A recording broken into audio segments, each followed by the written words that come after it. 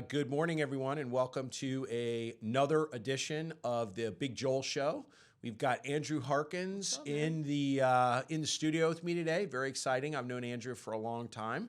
Andrew is a mortgage banker, a loan officer. There's all kinds of words for these people that do mortgage loans. Living in York, Pennsylvania. For those of you that don't know, that is southern Pennsylvania. Fairly close to the Maryland border, right? How far is it? Like 15 minutes, 15 minutes from the Maryland border. Close. Very interesting place to do mortgage loans because even with the interest rates being a little higher right now, houses are still affordable. Mm-hmm. People can still buy houses where in other areas it's pretty hard when you've got a very high. What is the average price for a starter, like 3.2 where you are, like a first home? It's 260. So that is very within reach, even where the rates are today, and I know they've come down a little bit. So tell me, Andrew, when did you get in the mortgage business? What year? I'm about 20 years in.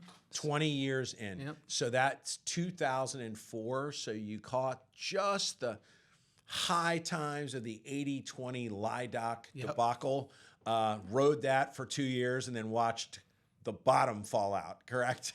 I mean, I learned what equity meant and then saw everybody lose it. Yeah, exactly. And, it's interesting because today when I'm in a room full of mortgage people and I ask, how long have people been in the business, there's not a lot of hands go up pre, what they're calling the crash, or whatever they call it, 8-9 or 7-8-9 or whatever it was, the official crash. Not a lot of hands go up. No. And it's interesting. Obviously time flies, but I mean, that's 20 years ago. That happened, and it's weird. We have so much more technology and all kinds of cool things. But one of the things I found is doesn't really matter. We're doing the same thing we were doing before, just with a little bit of help. So you've been in the mortgage business for 20 years in York. I know you do a lot of units because you have to up there. So tell me a little bit about your philosophy on your business. Mine is you're not in the business to do loans. Your job is to actually get referrals. Doing the loans is the ancillary part. And one of the reasons I was excited to have you on is I get asked a lot of questions all the time. We have all these loan officers that are not doing any business right now. They're about ready to give up and go sell cars. And one of the real things that I've come to believe and see is that they actually just don't know what they're doing. I mean, they don't even know how. I'm not talking about how to help someone with a loan. We could talk about that later, but how to even interact with everyone that's part of the transaction. They don't understand that their job is to get the loan, not really to do the loan. So what's your overall theory, just starting there, for people that are watching? You have a lot of people watching right now, and you're a top 1% guy in the country with units. And what would you say from a philosophy? What should your philosophy be in 2024 if you're in the mortgage business? I mean, it's relationship. It always goes back to that for us. We focus a ton of time on building relationships with not only our agent partners, but with the borrowers, for a period of time as they kind of introduce technology. And I think a lot of loan officers kind of veered away from like having those calls where they built those relationships. I mean, at a time when I first got in, you always took the application over the phone or in person, right? And then it moved very quickly into online applications. And I think a lot of people were like, here's my link, go fill it out, right? And now we're back in a place where, it's a highly competitive market. Trigger leads are a thing for those people who don't know what they are. I mean, I think most people listening probably will. A trigger lead, by the way, just very quickly, is when, why don't you explain it? Because I think you'll be even more technical than me. Explain a trigger lead to everyone so they understand. When we run a credit report for someone, basically what goes on now is the credit bureaus are selling the fact that we ran that credit report to other lenders who are willing to purchase them. So they could be getting within minutes calls from, a dozen different lenders to try to solicit business. Immediately, which is a whole new, that's been going on for more than a year, but it's just a game changer in really how you're building the relationship up front and what you're talking about. Even explaining to maybe a first-time buyer, hey, this is going to happen. don't let this freak you out. Yeah. Your phone is about to start ringing immediately. So anyway, you were talking about building relationship, and then you got onto trigger leads. So, I mean, for us, the core of it's building relationships. Like our initial kind of first call with the borrower it's really about them. It's establishing what their goals are, what they're looking to do. We spend a lot of time listening, We do have some points that we need to drive home just because we want them to understand kind of the market that they're jumping into and the things that they're going to need to overcome to be successful.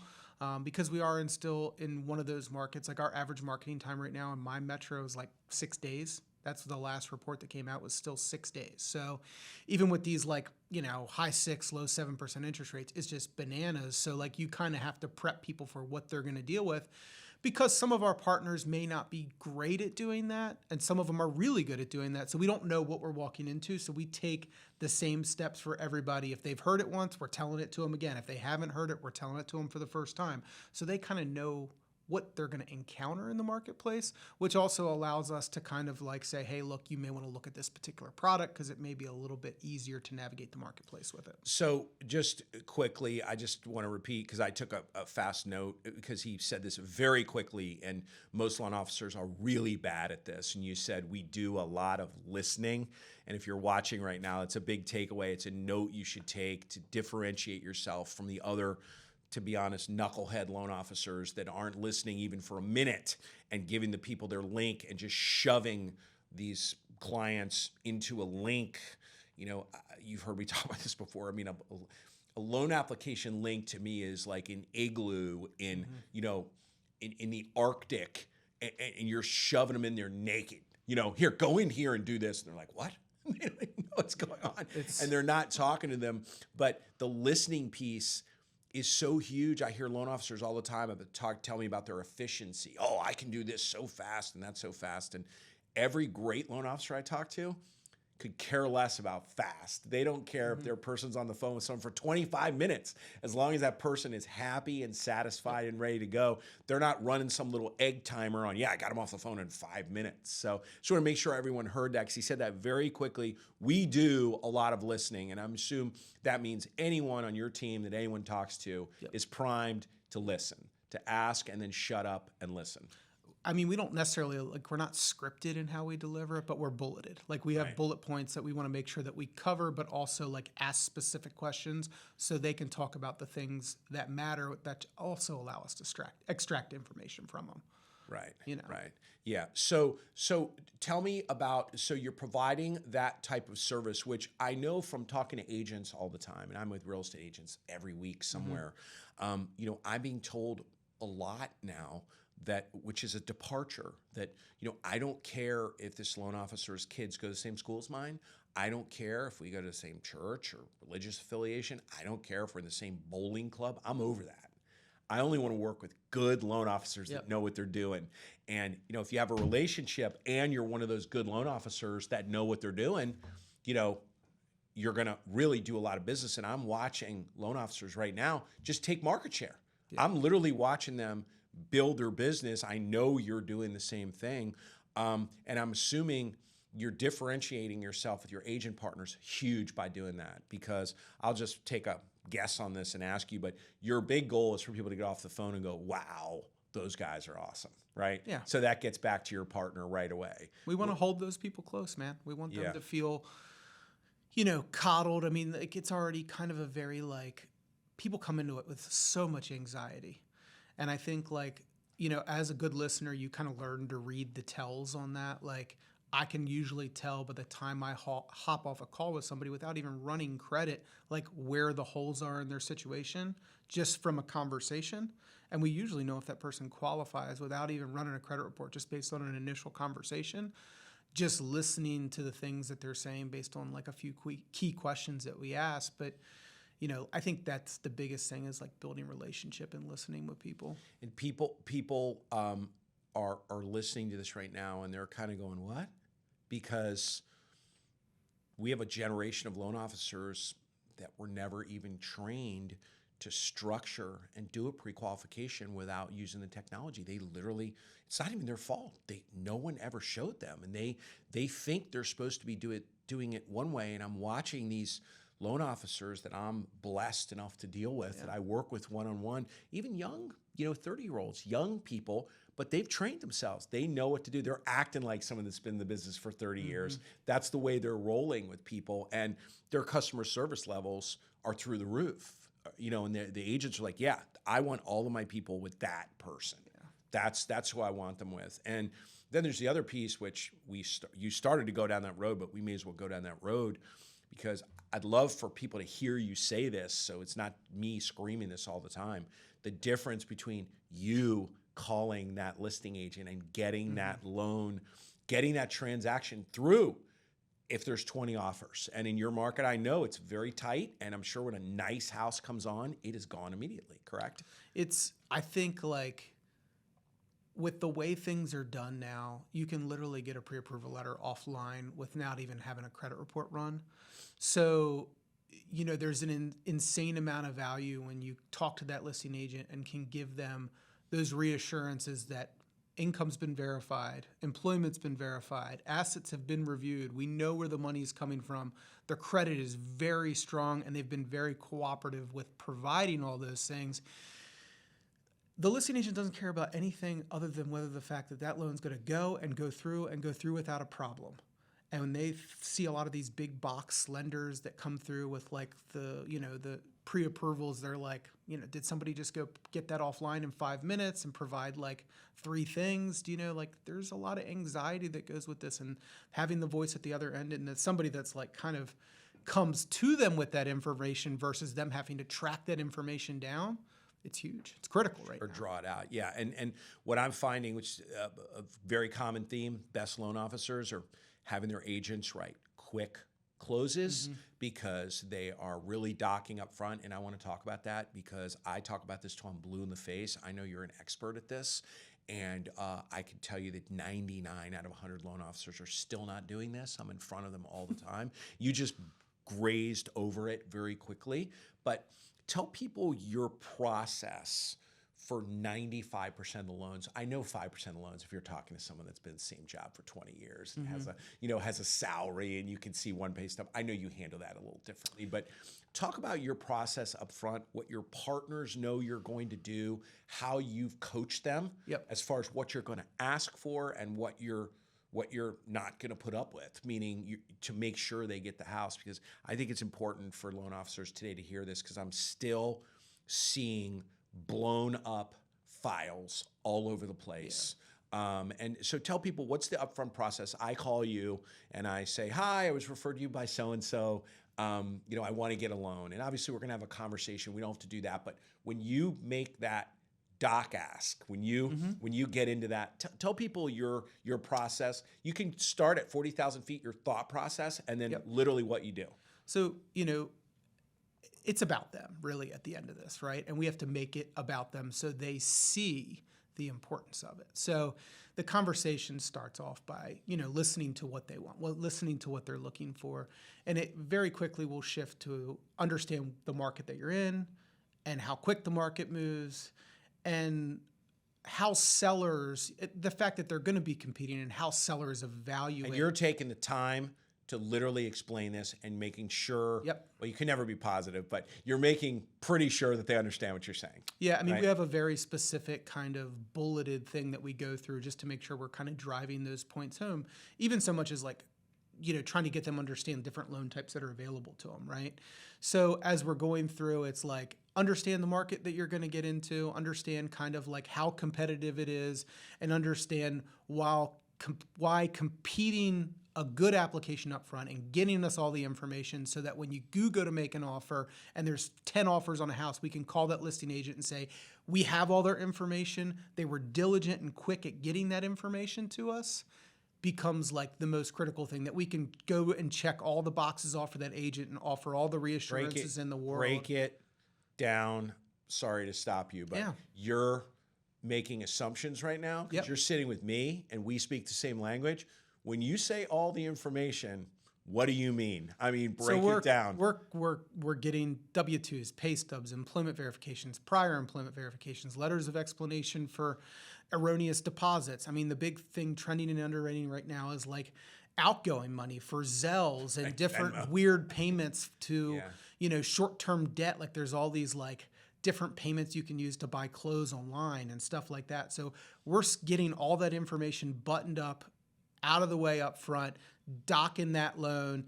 If by some reason there's anything that's trailing whatsoever when we issue that approval, we are flagging it as a task that we got to follow up in a day or two to make sure that's hammered out, to make sure all this stuff is lock, stock, and barrel.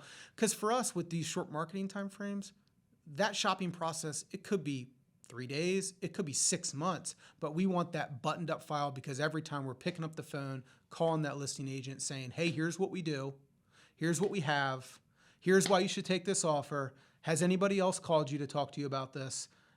Why not? And by the way, everyone, if you're listening to this and you're thinking, yeah, I'm going to let you know from my perspective, who deals with loan officers all across the country all the time and talks to agents all the time that get or don't get these phone calls. People don't do this. I'm just letting you know, people do not do this. It's not, people say they do it, but they're not doing it. And they're not doing it at the level, page 3 of 3 of the bank statement with nothing on it. Meaning they, Andrew's team, Andrew is getting everything because, well, he knows the value of having everything more so than just being able to get the contract through, but not having a dumpster fire on the back. We literally have a loan right now that we had in office for 30 days because the buyer was so negligent in providing information, and it was hairy. It had every piece of hair on it that could be. Right. And bottom line is, for us, it's you got to look at everything as an opportunity, right? Like we looked at it as an opportunity to be able to communicate with the agent effectively, to let them know where their person stood, but also like make them understand the value and like that when we say it's good, it's good. Right. And being able, and they actually had the listing on this too. So they wanted to make sure that their person was good. They were double-siding this deal. So this what loan officers are thinking now. This is what they think every time when they're watching this. Okay, agents that are watching this are loving this. What loan officers are thinking is, no, but Andrew, you don't understand because in my market, the agents tell me I have to give them the pre-approval immediately. They get mad when we ask when we ask for everything. And so I want to preface for a minute first so you understand, because we would be here for 9 or 10 hours to explain really the whole process of what Andrew is doing. But Andrew makes it his business to build relationships with his partners where he can have the conversation with them and to tell them, this is what we're going to do. I want to let you know we're doing this. So when the borrower calls the agent, and this happens every single time. Oh, this guy, Andrew Harkins, is brutal. He's making me get him this, and this. He doesn't understand. I have a full-time job. I can't get him all this. I talked to another lender, and they just gave me an approval. Your partner says, yeah, what else you got for me? Meaning, I knew he was going to do that, and that's why I sent you there. This is the piece where loan officers check out, and they think they can't do what you're doing. They immediately are like, I can't do that because the agents around here, I love that. Joel, you don't understand the Kansas City market. I'm like, it's all the same. It's all the same. It's all the same everywhere. But that's the immediate pushback. And, I'd love to hear you just talk about that and how you overcome that, because I'm sure you've gotten those calls like we all have at 7 o'clock at night. It's an agent beat down like, Andrew, why did you insist on having these things? And how you stay in front of that and sort of water the lawn so there's no fire. I want everyone to hear.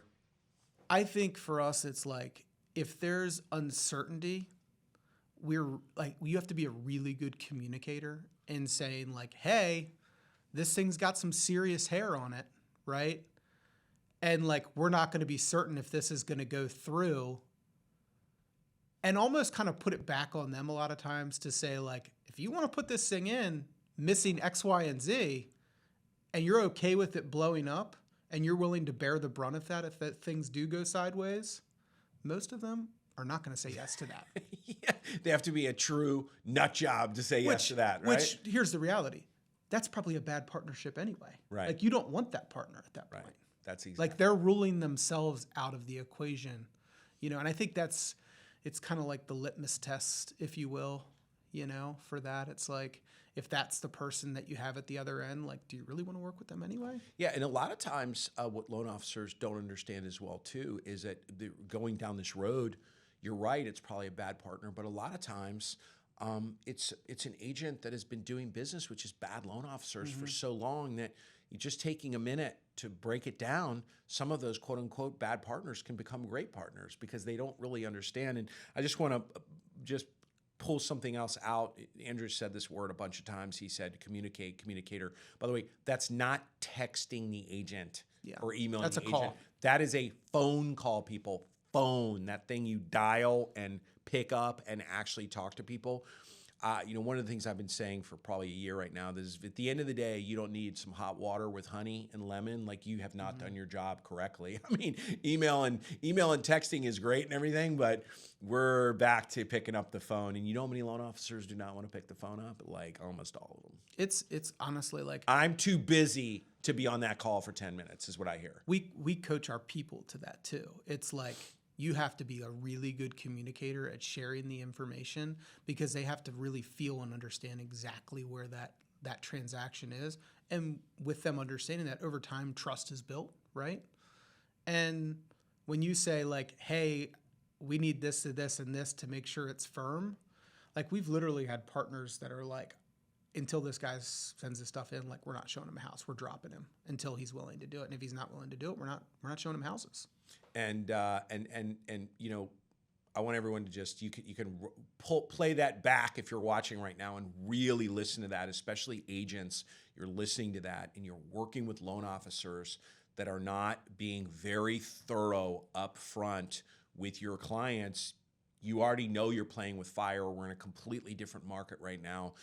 I'm watching great agents and great loan officers grow their business in this market. So if you're sitting going, oh, this guy's full of it or whatever, oh, there's no way he's closing more than 3 loans a month, whatever, I'm letting you know I work with a lot of these people and they are closing way more, and they're adding loans because the other big thing as far as, knowing your craft, I want to talk about that a little bit, because you're a very technical loan officer as well as a good relational loan officer. The knowing your craft piece is beyond huge. It's always been huge, but it's off the chain right now. And I'm sure you're getting, you could probably give me good stats on it, how many saves. Guys, I'm calling a save just a blown up deal by another lender. It could be on a listing. It could be a buy side. I don't know, whatever it is. Loan officer gets the call. Hey, Andrew, it's, Susie Q. Hey, Susie Q, what's up? Yeah, listen, I got this loan, on my listing over here going sideways. I don't know what is going on. Can you please take it and see if you can get it done? We just call that a save. I think you all probably call that a save as well. We call that a save. And loan officers like Andrew Harkins, they're not getting 1 save a month. They're getting like 2 saves a week right now. And what that's telling me is not that it's harder to get a loan today. What that's telling me is we've got a lot of loan officers that were relying on their support staff that probably got laid off because of volume, and they were handing a clunky dumpster fire to maybe an LOA that actually knew what they were doing, but that LOA is gone now.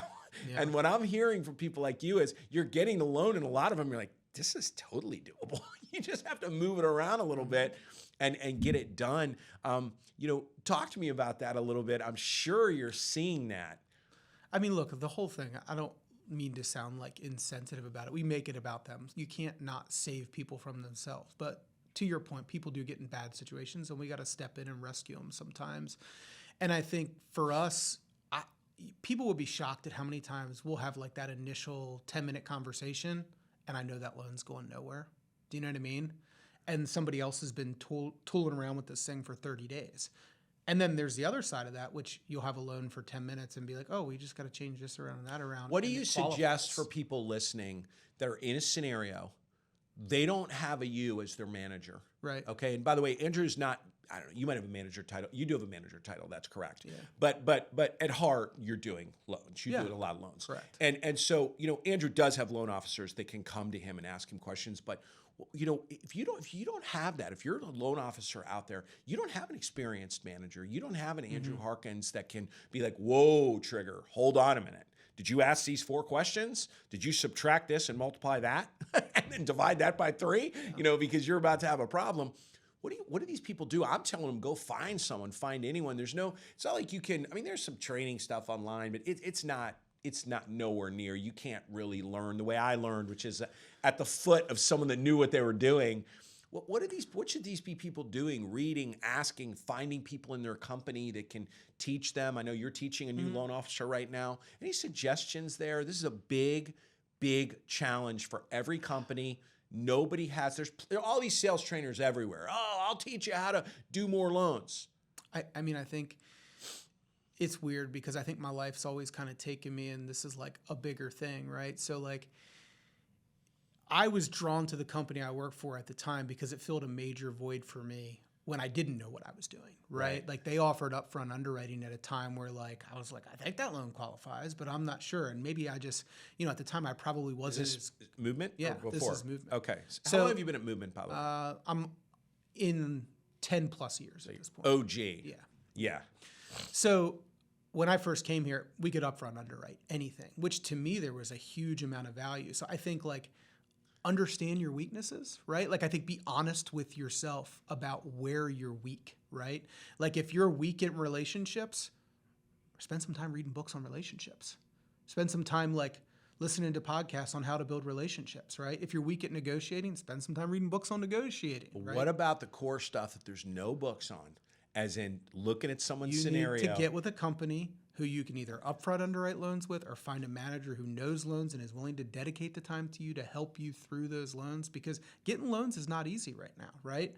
To get those loans is not easy. So if you're at a company where you're getting paid all the money in the world, but you don't have the support you need to be able to like get those loans looked at or know how to qualify them, like don't set it on fire. You need to be at the right place. And by the way, if you're at one of those companies and this guy gets the deal that you blew up, saves it and closes it, you can bet this guy is in front of your agent partner in about 3 days eating unprocessed food. But that's what everyone's doing. I mean, there's no messing around. The great loan officers are taking market share in this business. They are just taking market share, and the agents they say to me, I'm so happy I finally found someone that really knows what they're doing. People are fighting for business right now. Yeah. Like it's like a cage fight for business. And you don't want to be in a cage fight, with a heavyweight who's got 30 bouts under their belt, and you've never fought before, and you're a lightweight because you're going to lose. And the analogy there would be a lightweight, meaning you literally don't know what you're doing. I mean, you might be able to make the phone ring and get the loan, but you're freezing in place. Yeah. And then you can't even structure it correctly up front, and it just completely implodes. And I don't see mortgage companies. By the way, we're shooting this podcast right now in the summer of 2024. I don't see mortgage companies, even as the market comes back, I don't see them just going on a hiring spree. So I'm telling loan officers now, you need to know what you're doing with the people you have right now. Yeah. Because your volume might go up 20, 30%, but they're not just going to start hiring you bodies with what the business has gone through. That's the last thing they want to do. So you need to be set to be able to operate with who you have, and how you roll. And would you say even if you're at a company where your manager, seek out a manager at another branch in your company that knows what they're doing. Approach, set up a Zoom call, set up some kind of mentoring situation. I mean, this is stuff I tell people all the time. You don't know what you're doing in the mortgage business, I don't think, until you've closed 1,000 loans. Literally, there's 1,000 ways to screw a loan up. I agree. I mean, I think like there's still guidelines that are like, oh, I didn't know that one. Do you know what I mean? Not often, but there's still those kind of like weird guidelines. And like, I think like, I always see it like when we hire somebody and we bring them in and like, we're like, oh, this has been a fairly reputable person in the local market. And like people look at them very favorably, and you're like finding out what they know. And you're like, wait, you didn't know that? It's like, let me teach you these 8,000 tricks to get more business done that you may have kind of let go, or like this whole section of business that you just weren't doing because you really didn't understand it. And that it goes back to that run towards your weaknesses. You need to figure it out.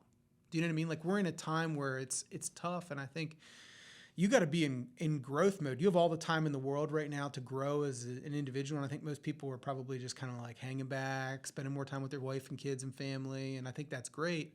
But I think, what are you doing to grow? There are still people, unbelievably so, I mean incredibly so, that are literally sitting around waiting for rates to drop so they can do refinances. They're literally waiting, and I'm looking at them and I'm like, dude, the bus has left the station. Like, you are going to be on the side of, you're going to be roadkill. Like, that is a bad strategy to wait for that. Because these guys doing all these purchase loans, they're going to be doing whatever you're thinking you're going to be doing. It's not coming to you.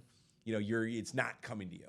And it's you're right that mindset, you know, and let's talk about that for a minute. You know, I was making fun of you earlier because of what you're doing right now, the 75 hard or whatever it is. Yeah. But, you know, the mindset of the thing that everyone has in common, and you know, a lot of the people that work with me one-on-one across the country at all different, there's a mindset, there's a grinding, I will not lose mindset there that overcomes anything. They're just not going to lose. Okay, that one went south, whatever. I'm just going to go get another one. I'm not going to go have a pity party for myself.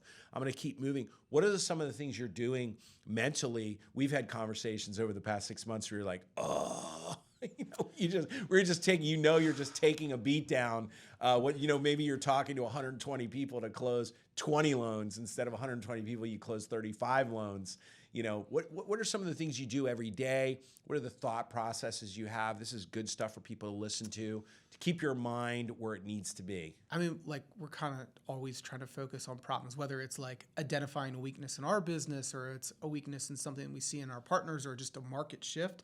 You know, a couple of the things that we've seen is like, as that market moved from like 3% interest rates to like 7% interest rates, there was that market at 3% was like, we got to get you approved quickly. Call this person. They're going to do it quickly, you know, and nobody cared about what the payment was because rates were 3%, right?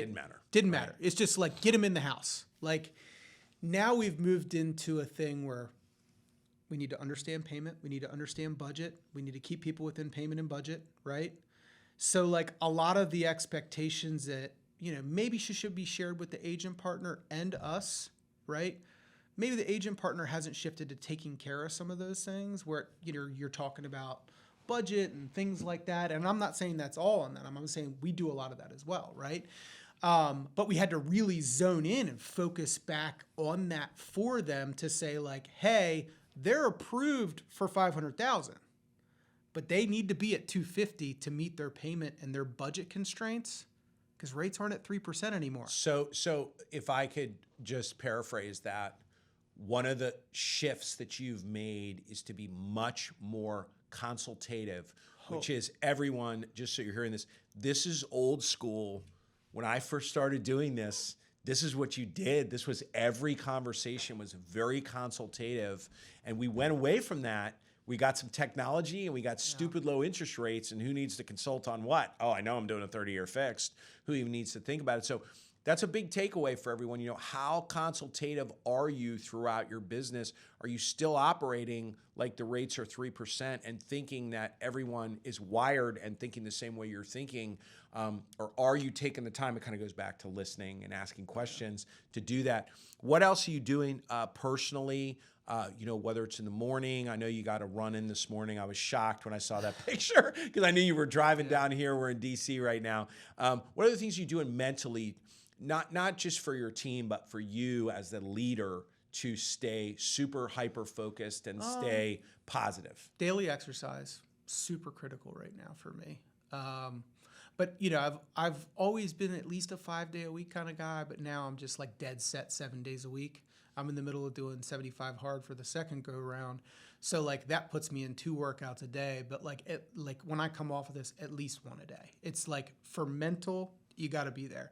We've had some real kind of like low times in the last 2 years with that shift in the market. So like, you know, I've done a lot of reading, like a lot of self-awareness, mindset reading. You know, I think a lot of people who produce loans in 2020, 2021, 2022, I mean, everybody, you went from doing this amount of business to this amount of business. Like, I don't care who you are. There's a couple outliers, right? But I think the masses are doing less loans, right? Yes. So, you know, with that, you're like always comparing. Like if you're a real good, big personal growth person, you're always kind of looking back and saying like, I'm doing less, right? Like I suck. I'm horrible, right? So like having that head screwed on is like a big piece of it. And I think like not thinking about things. I mean, we measure things with activity. Like, what are we doing to generate business? Like, my partners, what am I doing to develop them? One of the things we've done is we've done some training with us all, this whole NAR thing that's going on. We've launched some training that talks about, historically, agents have done just a call, where they'll go through like, what's your motivation, price range, all those different details to get into a home. You're referring to the agent's upfront first call Yep. with their lead. So we've done some training to help them because now they got to have buyer agency. Now they got to get them to sign buyer agency, right, as part of this. So we've done some, preparatory stuff to kind of enhance our agent partners, to kind of like give them some systematized things that they can put in place to make it easier on them, because there's a lot of stress and anxiety about the stuff that's coming for them. So we've tried to use this as like, hey, let me extend our hand. Let's talk about what we do, but how, we've also like gone to our top partners, the ones that do it the best, and said like, what are the things you are planning on doing? Because now you're having to sign buyer agency day one. And what has your plan been, and how are you going to execute that to continue? Because those people are still going to do business, right?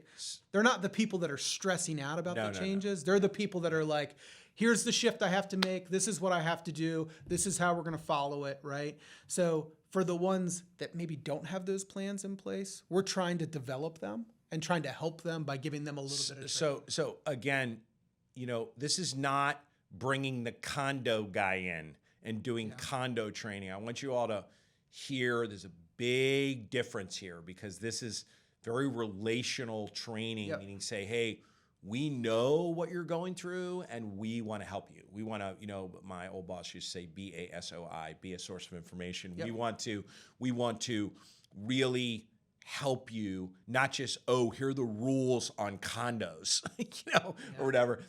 We know this is real. One of the things, Andrew, that I've been hearing for probably a year when I'm on the road is I'll be talking to a broker, a real estate broker, like a managing broker, not necessarily a real estate broker, that sells real estate, the managing broker, there's 100 agents in the office, the owner, the manager, whatever, that person. And one of their biggest objections, one of their biggest problems, challenges, is they feel that they're losing a lot of potential business because when a potential client gets on the phone with the agent, the agents are not prepared to overcome the big objections really fast. I have 3% and I can't move. Or where am I going to go? There's no houses. And the agents just fold. They're not prepared to answer those questions. And I'm seeing the best lenders teaching the agents how to answer those questions. Or what's really going on is when an agent might spend 10 minutes up front, they're spending a minute now. And the loan officer is doing the other 9++. Yeah. Because you can see their credit. You can actually see what their overall interest rate is if they have a 27% credit card loan. The agents can't see that. And I'm watching the agents that are adopting that with great loan officer partners are getting, quote unquote, getting shit done. Shit is happening because they're really working together. I'm seeing a lot of that. You definitely have to. And I think like the one thing we've realized is like, we're in that pain with them now more than ever. And the thing that I go back to with my team all the time is like, understand their struggle, understand that lead that they just gave you.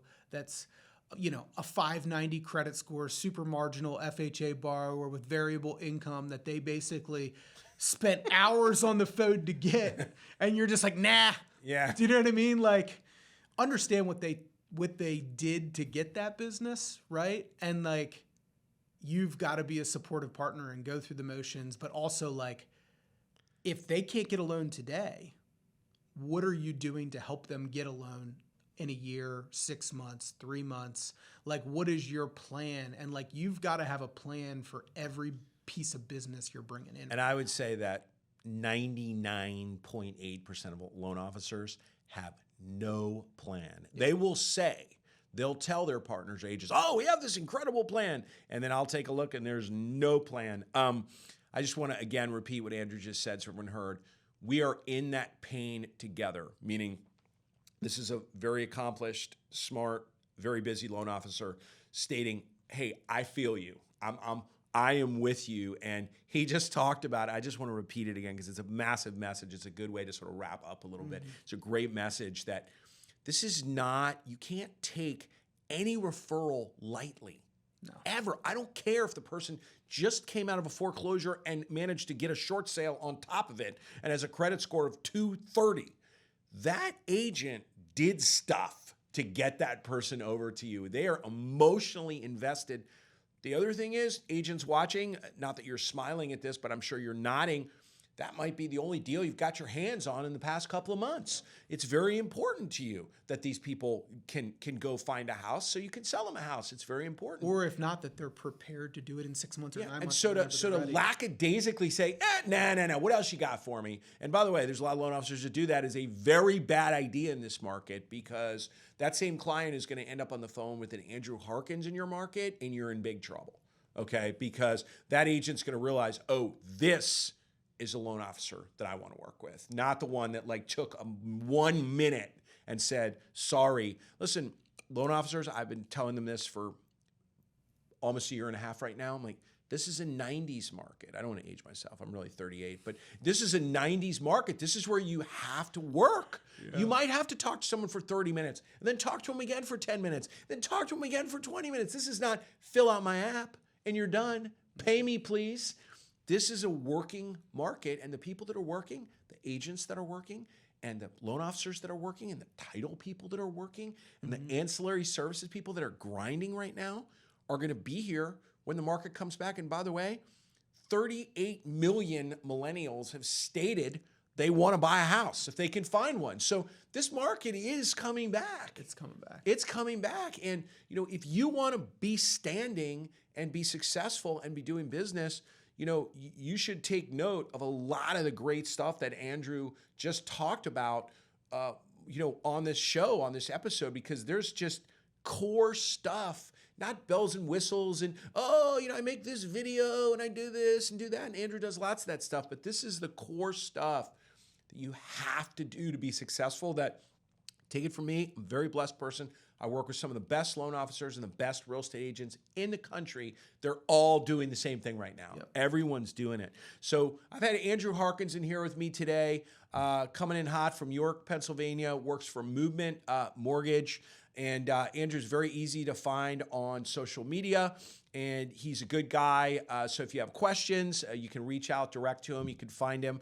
And he puts up some good videos. So a lot of times I get a little cringy when they're too long. They're not too long. They're good. And they're very, they're real. They don't look like, someone had him in makeup for an hour and he's reading off cards, which is very important. And they're not too long. So you can keep, we're in TikTok generation. If it's too long, they check out. They're not listening anymore. You get the unpolished, ugly mug in a quick 30 seconds and we're done. There you go. So I really appreciate you spending some time with me today. Thanks for having me. This was awesome. And this is another episode of the Big Joel Show. Thank you.